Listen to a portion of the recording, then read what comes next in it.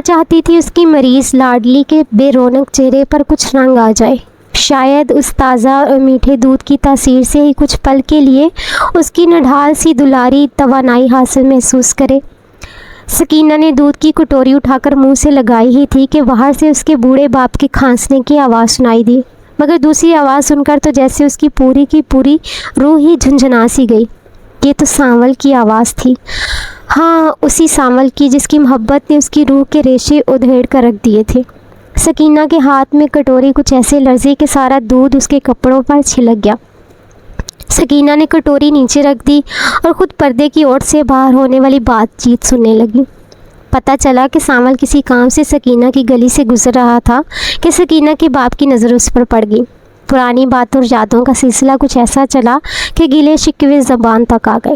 سانول نے سکینہ کے باپ کو یقین دلایا کہ وہ آج بھی ان کے گھرانے کا ایک فرد سمجھتا ہے خود کو، مگر سکینہ کا باپ بضد ہو گیا کہ اب ملاقات ہو ہی گئی ہے تو 2 گھڑی اس کے گھر کے صحن میں بیٹھ کر انہیں عزت بخشے۔ سانول نے اسے ٹالنے کی بہت کوشش کی مگر اس کی ایک نہ چلی۔ سکینہ کی ماں جو دل ہی دل میں ہمیشہ ہی سانول کو اپنے داماد کے روپ میں دیکھنے کی خواہش مند تھی، اسے گھر میں پا کر ایک بار پھر اپنی ناکام آرزو کا غم لیے سانول کی خدمت میں مصروف ہو گئی۔ گھر میں کچھ اور تو تھا نہیں، پیش کرنے کے لیے سانول کے گھر سے آئی دودھ کی مٹکی میں سے ایک کٹوری نکال کر سانول کو تھما دی، جو اس نے ایک سانس میں حلق سے نیچے اتار لی اور جانے کے لیے کھڑا ہو گیا۔ شاید وہ سکینہ کا سامنا کرنے کے خیال سے گھبرا رہا تھا، مگر سانول دروازے تک بھی نہ پہنچ پایا تھا کہ لڑکھڑا کر وہیں گر گیا۔ سارے گھر میں بھوپال سا آ گیا، سبھی سانول کی جانب لپکے۔ سکینہ بھی ساری لاج شرم بھلا کر دروازے کی جانب دوڑی۔ سانول کے ہونٹوں کے کنارے سے خون کی ایک پتلی سی لکیر نے زمین پر گلال بکھیر دیا۔ سانول اور سکینہ کی نظر آخری بار ٹکرائی۔ اف، دونوں کی آنکھوں میں ایک عجیب سی اداسی تھی۔ سانول کو کچھ کہنے اور سکینہ کو کچھ سننے کی مہلت ہی نہ ملی اور سانول نے وہی سکینہ کے سامنے دم توڑ دیا۔ ایک قیامت آ گئی۔ سکینہ کو سکتہ طاری ہو گیا۔ سکینہ کے باپ اور گھر کے باقی مردوں کو علاقے کی پولیس قتل کے الزام میں دھر کر لے گئی۔ رجو کو جب سانول کی موت کا پتہ چلا تو اس نے لمحے بھر میں ہی صحن میں بنے کنویں کی مڈیر پر ٹاپ کر گہرائی میں چھلانگ لگا دی۔ خوش قسمتی سے گھر کی نوکرانی نے بر وقت اطلاع کر دی اور رجو کو زندہ کنویں سے نکال لیا گیا، مگر وہ زندہ کب تھی؟ چند اعضاء کی دھڑکنیں اور سانس کی روانی کو زندگی کا نام کیوں دے دیتے ہیں لوگ؟ 7 دن بعد رجو کا سکتہ ٹوٹا تو وہ پہلی بار ٹوٹ کر روئی۔ اسے پتہ چلا کہ سکینہ کے گھر والوں نے جلن اور حسد کی آگ میں جلتے ہوئے سانول کو دودھ میں زہر ملا کر مار ڈالا ہے۔ ساری بستی یہی سمجھتی تھی کہ یہ حرکت سکینہ کی ہی ہو سکتی ہے، جس پر پردہ ڈالنے کے لیے اس کے گھر والوں نے خود کو قربانی کے بکرے کے طور پر پولیس کے حوالے کر دیا ہے۔ رجو نے اپنی عدت کی پرواہ بھی نہیں کی اور اپنی سیاہ چادر اوڑھ کر سکینہ کے گھر پہنچ گئی۔ سکینہ اور رجو کچھ دیر کے لیے ایک دوسرے کو ٹکڑ ٹکڑ دیکھتے رہے اور پھر رجو یوں لپک کر سکینہ کے سینے سے جا لگی جیسے برسوں کے بچھڑے ملتے ہیں، اور پھر رجو یوں ایسا پھوٹ پھوٹ کے روئی کہ سیلاب آ گیا۔ صرف وہ دونوں ہی دنیا میں ایسی تھی جو ایک دوسرے کے دل کا درد سمجھ سکتی تھی۔ ان دونوں کا محبوب ان سے بچھڑ گیا تھا۔ وہ دونوں ایک دوسرے کی رقیب تھی، مگر رقیب سے زیادہ محبت کے بچھڑنے کا دکھ بھلا کون جانتا ہے۔ یہاں محاورتاً نہیں، حقیقتاً دونوں کا غم ایک تھا۔ صرف وہی دونوں اس کرب کی کاٹ اور جان لیوا عذاب سے واقف تھیں۔ رجو نے پولیس کو اپنا سچا بیان ریکارڈ کروایا۔ سکینہ کے گھر والے رہا ہو گئے اور رجو سلاخوں کے پیچھے چلی گئی، مگر اس وقت کی بھٹی نے سکینہ کو کچھ ایسا جلایا کہ وہ تپ کر گندن ہو گئی، ایک ایسا پارس بن گئی جس سے چھو کر لوہا تو لوہا، مٹی بھی سونا بنتی گئی۔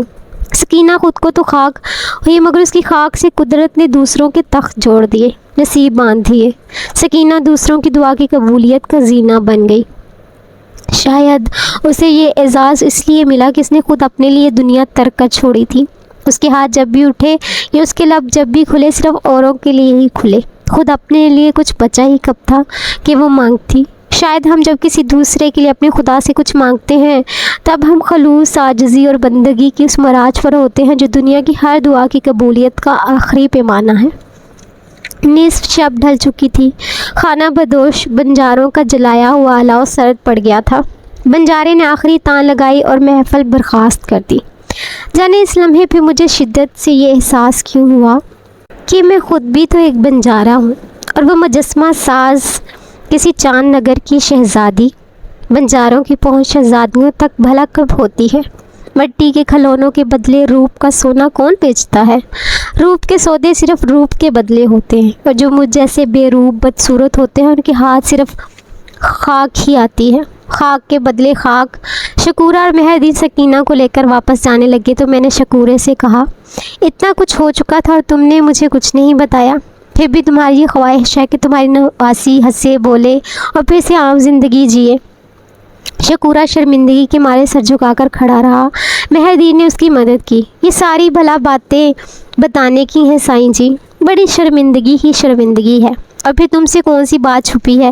سائیں یہ نماڑا تو بس یہ چاہتا ہے کہ اس کی سکینہ بھی دوسری لڑکیوں کی طرح ڈولی چڑھ کر اپنے لاڑے کے ساتھ رخصت ہو جائے، اس کا بھی گھر بار ہو، بال بچے ہوں۔ یہ باتیں سب کے سامنے کہنے والی تو نہیں ہوتی نا سائیں جی، بس تم دعا کرو سکینہ کے لیے۔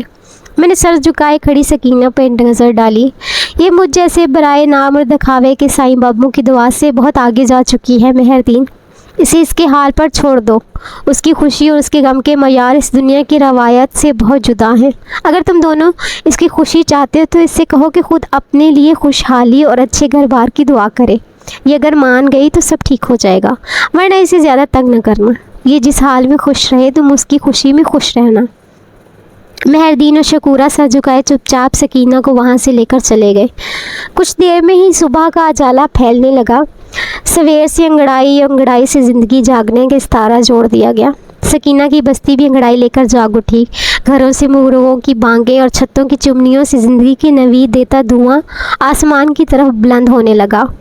ان سارے دیہات، قصبوں اور بستیوں کی صبح ایک جیسی ہوتی ہے، شہروں کی طرح ایک جھٹکے سے نہیں بلکہ دھیرے دھیرے جاگنے والی، سرکتی پھیلتی دھوپ کی طرح آہستہ آہستہ بستی کے در و بام اور آنگنوں میں اترنے والی۔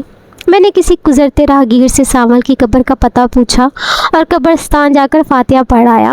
قبر کے قریب کچی زمین پر مجھے بہت سی آڑی ترچھی لکیریں کھینچی نظر آئیں، ویسی ہی لکیریں جیسے سکینہ نے میرے ڈیرے کی زمین پر ڈال رکھی تھی۔ میرا جی چاہا کہ میں ساری بستی کو اٹھا کر انہیں یہ نوید سنا دوں کہ اب انہیں اپنی دعاؤں کی قبولیت کے لیے کسی فقیر یا مجذوب کی حمایت کی ضرورت نہیں۔ وہ دعا جن کے اٹھنے کے بعد قدرت کو دعا رد نہیں کرتی، وہ ہتھیلیوں کا چاند تو خود ان کی بستی کے کچے گھر میں روشن ہے، مگر یہ صدا کے ظاہر پرست لوگ بھلا میری بات پر کہاں یقین کریں گے؟ ہاں، اگر سکینہ کسی چودھری وڈیرے یا نمبردار کی بیٹی ہوتی تو یہی لوگ آنکھیں بند کر کے میرے ہر جھوٹ پر بھی یقین کر لیتے، اور اس وقت تک سکینہ کی حویلی کے باہر ضرورت مندوں کی بھیڑ لگ چکی ہوتی۔ میں آج تک ابھی یہ بات نہیں سمجھ پایا تھا کہ ہم انسان دعا کی قبولیت کے لیے اپنے جیسے زندہ یا مردہ انسانوں کی سفارش یا وسیلہ کیوں ڈھونڈتے ہیں؟ ہم اپنے رب سے براہ راست کچھ مانگتے ہوئے اتنا جھجکتے اور شرماتے کیوں ہیں؟ یہ کیسی بے یقینی ہے ہمارے اندر، یا شاید یہ بھی مایوسی کی ایک قسم ہے، مگر مایوسی کو تو کفر قرار دیا گیا ہے، گویا یہ سارے بے یقین بھی اپنے اعتبار کے کافر ہیں۔ ڈیرے پر واپس پہنچنے سے پہلے یہ طے کر چکا تھا کہ ایک آدھ ہفتے میں یہاں سے کوچ کر جاؤں گا، کیونکہ میں جب تک سکینہ کے آس پر ٹھکانہ بنائے رہتا اس کی برکت لوگ میری کرامت سمجھتے رہتے، مگر میں اب اس ڈھونگ کا بوجھ مزید نہیں اٹھا سکتا تھا۔ واپس آ کر میں نے 2 گھڑی سستانے کے لیے کمر ٹکائی ہی تھی کہ مہر دین کا پوتا اپنی چھوٹی سی سرخ سائیکل دوڑاتے ہانپتا ہوا وہاں آ پہنچا۔ میں نے حیرت سے اس کی طرف دیکھا۔ سب خیر تو ہے کاکے؟ بچے نے مجھے چاروں طرف گھوم کر پھر یوں دیکھا جیسے تسلی کر رہا ہو کہ میں ٹھیک ہوں یا نہیں۔ کچھ نہیں سائیں جی، دادا ابا نے کہا تھا جا کر دیکھو سائیں جی ٹھیک ٹھاک ہے کہ نہیں، بس اب میں چلا۔ وہ جیسا آیا تھا ویسے ہی تیز تیز پیڈل چلاتے وہاں سے بھاگ گیا۔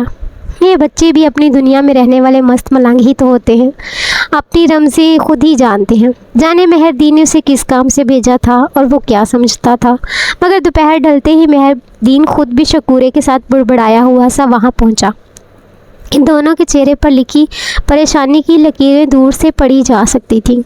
سائیں جی سب خیری صلاح ہے نا؟ ہاں میں ٹھیک ہوں، مگر تم دونوں اتنے پریشان کیوں دکھائی دے رہے ہو؟ ان دونوں سے کوئی بات ٹھیک سے جڑ نہیں پائی۔ وہ جی سکینہ نے آج صبح یہاں سے واپس جا کر تمہارے لیے بہت بڑا سپنا دیکھا ہے۔ میں ہنس پڑا۔ بس اتنی سی بات ہے؟ تم دونوں سکینہ کے برے سپنے سے گھبرا کر یہاں دوڑے چلے آئے۔ میری زندگی پہلے ہی کسی برے خواب سے کم نہیں ہے۔ जाओ जाकर सकीना से कह दो कि मैं बिल्कुल ठीक हूँ। मेरे लिए फ़िक्रमंद ना हुआ करो तुम लोग, कुछ नहीं होगा मुझे। लेकिन मेरी इस बेफिक्री का इन दोनों पर कोई असर नहीं हुआ। शकूरा बोला, बात इतनी सादी नहीं है जी, सकीना के ख्वाब सच होते हैं सारे। जब से सामल की मौत हुई है उसका कोई ख्वाब भी झूठा साबित नहीं हुआ। मैंने उन दोनों को तसल्ली दी, मगर वो दोनों इतने परेशान क्यों हो? आखिर उसने ऐसा क्या देख लिया है ख्वाब में? मेरे पास खोने के लिए अब कुछ बचा नहीं है। शकूरे ने गहरी सांस ली। साईं जी, अब मैं क्या बताऊँ तुम्हें, मेरी तो ज़ुबान चलती है बोलते हुए। सकीना ने खुदा न ख्वास्ता तुम्हारी मौत देखी है। उसने ख्वाब में देखा कि हमारा साईं फोत हो गया है और हम सब उसके लिए कफन दफन का इंतज़ाम कर रहे हैं। मेहदी ने शकूरे को सख्ती से घूरा और शकूरा घबराकर खामोश हो गया। वो दोनों काफ़ी देर में करीब बैठे रहे, जैसे इन्हें खौफ हो कि उनके जाते ही मुझे कुछ हो जाएगा। पता चला कि सकीना के हर ख्वाब की ताबीर तब से सच्ची निकलती है जब से सकीना खुद एक ख्वाब रफ्ता जैसी ज़िंदगी गुजार रही है। जब शाम गहरी होने लगी तो मैंने उन्हें ज़बरदस्ती वापस भेज दिया, वरना उन दोनों का इरादा उठने का नहीं लग रहा था। अंधेरा ढला तो मेरे दिल के अंधेरे भी मेरे इर्द गिर्द रक्स करने लगे। चलो अच्छा है, सकीना ने मुझे मेरा अंजाम कुछ पहले ही बता दिया, वरना खुद मैं इस अंजाम के लिए हमेशा से तैयार था। कहानी ख़त्म होने का वक्त आ पहुंचा है। रात ढली तो मैंने यही सोचकर आंखें मूंद ली कि अब ये आंखें शायद कभी ना खुले, मगर हशर की नींद शायद अभी मेरा मुकद्दर नहीं थी। परिंदों की चहचहाहट एक नई सुबह की नवीद लेकर आई, मगर मेरी आंख खुलने की वजह कुछ और थी। दूर सड़क के किनारे एक बड़ी इम्पोर्टेड गाड़ी का बोनट खुला हुआ था और ड्राइवर समेत एक दूसरा शख्स बोनट पर झुका हुआ कुछ देख रहा था। इतने में एक तीसरा मुहाफ़िज़ नमाज शख्स करीबी जोहर से पानी का एक कैन भर कर लाया और ड्राइवर ने पानी गाड़ी के रेडिएटर में डाल दिया। मैंने बेजारी से चेहरा मोड़ कर आंखें बंद कर ली, मगर फिर अचानक एक मानूस सी आवाज़ ने मेरे वजूद में बिजलियाँ सी भर दी। वो ड्राइवर से कह रहा था, और कितना देर लगेगा कमबख्त, सारा दिन लगाएगा क्या? मैंने घबराकर आंखें खोल दी। बोनट पर झुका हुआ वो दूसरा शख्स कबीर खान था। हाँ, वो कबीर ही था जो कभी मेरा मुहाफ़िज़ हुआ करता था। जाने वो इस वीराने में क्या कर रहा था। ड्राइवर ने उसे कुछ कहा और फिर अचानक उसकी नज़र दूर बैठे मुझ पर पड़ी। मेरी रगों में खून जमने लगा। मैं कबीर से खासे फासले पर बैठा हुआ था और मेरे माजी हाल की हुली में ज़मीन आसमान का फ़र्क था, मगर फिर भी न जाने क्यों कबीर की नज़रें मुझे अपने जिस्म के आर पार होती महसूस हुई। उसने हाथ के इशारे से मुझे अपने करीब आने का इशारा किया, मगर मैंने लाताल्लुकी से मुंह दूसरी जानब फेर लिया। मैं सोच लिया था कि अगर कबीर खान ने मेरी तरफ बढ़ने की कोशिश की तो मैं किसी भी बहाने वहाँ से उठकर दूसरी जानब चल पड़ूंगा। कबीर ने अपने साथ खड़े मुहाफ़िज़ से कुछ कहा और मुहाफ़िज़ सर हिलाकर मेरी जानब चल पड़ा। मैं दम साधे बैठा रहा। अच्छा हुआ कबीर ख़ुद मेरी तरफ नहीं आया, वरना वो मेरी आवाज़ ज़रूर पहचान लेता। मुहाफ़िज़ ने मेरे करीब आकर सलाम किया और जेब से मेरी ही एक तस्वीर निकाल कर उसने मेरे सामने रख दी। बाबा जी, इन साहब को यहाँ आसपास कहीं देखा है आपने? मैं बज़ाहिर लापरवाही से तस्वीर पर एक अचंटी सी नज़र डाली और आंखें मूंद कर जवाब दिया, ये तो कोई बड़ा आदमी लगता है अपने हुलिये से। इस छोटे से गांव में भला उसका क्या काम? कौन है ये आदमी? मुहाफ़िज़ ने गहरी सांस ली। ये मेरे साहब के साहब हैं, बहुत अरसा पहले चले गए थे सब छोड़ कर। हम तब से उन्हें ढूंढ रहे हैं। मैं चोर नज़रों से मुहाफ़िज़ की तरफ देखा, मगर मुझे याद नहीं आया कि वो कौन था। शायद कबीर या कमाली के ज़ाती अमले का कोई मुलाजिम होगा। बहरहाल जो कोई भी था, कबीर किसी लम्हे भी मेरी तरफ आ सकता था, या शायद उसी शख्स को मेरी बढ़ी हुई दाढ़ी और लिटों के पीछे मेरे माजी की कोई झलक नज़र आ सकती थी। लिहाजा मैंने वहाँ से उठ जाने में ही बेहतरी जानी। तुम लोग अपना वक़्त ज़ाया कर रहे हो। यहाँ आसपास की सभी बस्तियों में अपनी ज़िंदगी के बहुत से साल गुजार चुका हूँ। सभी जगह आना जाना रहता है। ये शख्स कभी यहाँ नहीं आया। जाओ कहीं और तलाश करो, मैं ज़रा डेरे के लिए पानी भर लूँ। मुहाफ़िज़ भी मेरे साथ ही खड़ा हो गया और हम दोनों मुखालिफ सिमतों की जानब चल पड़े।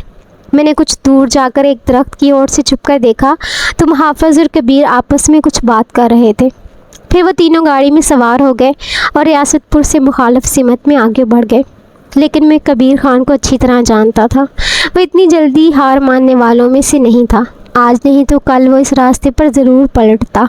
मेरे दिल में ये ख़दशा हमेशा से मौजूद था कि मेरे यूँ चले जाने के बाद वो सब हाथ पर हाथ धरे नहीं बैठे रहे होंगे, और फिर कबीर खान जैसा वफ़ादार तो कभी टिक कर नहीं बैठ सकता था। مجھے یقین تھا کہ اس نے ہر وہ جگہ چھان ماری ہوگا جہاں میری موجودگی کا ذرا برابر بھی امکان رہا ہوگا۔